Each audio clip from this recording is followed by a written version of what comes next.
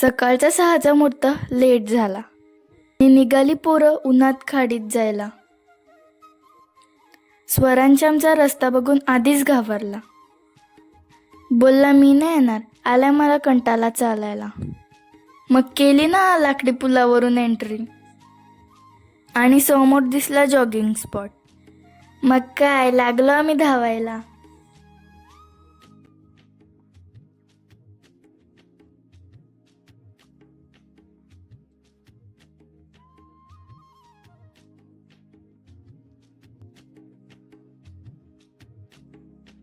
पाक टाकतात ते बघण्याची मजाच आली. आता पुन्हा सुरू झाली आमची स्वारी. बाबू पुढे जाऊन बोलला, दमलो मी आता. आणि फायनली कसे बसे पोचलो आम्ही रस्त्याला. वाह, काय झाडी, काय डोंगर आणि वर पाण्याने भरलेले ढग. हेच तर आहे आमचं गाव. किती मस्त ना. ही बघा सुपारी किती छान दिसते ना. आपली यारी सगळ्यात भारी दाखवत पोरं चालल्यात रस्त्याला. स्वरांश दमला परत, तसं धरला हाताला आणि नेला धावत. पोरं बोलत आहेत एवढाच तर रस्ता बाकी आहे. मग आलं मंदिर आपल्याला जिथे जायचं आहे. एवढाच करता करता सर्व दमून गेले. ही बघा आपली गोमाता कशी चारा खात आहे. आणि हे बघा कबुतराचं झाड.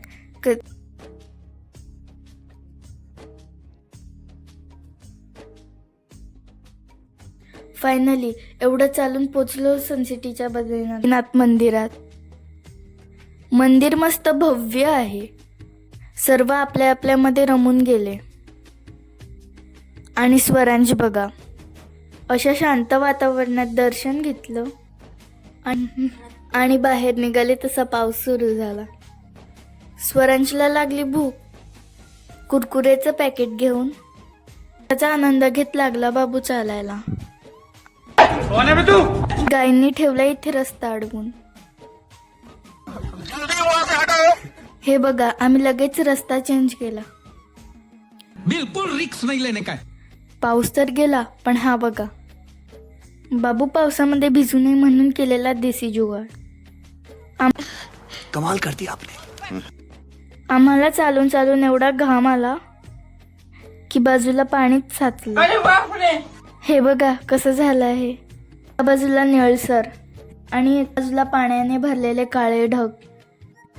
चालता चालता रस्त्याला दिसलं गार्डन. मग घुसले गार्डन मध्ये आणि ह्यांची मजा बघा.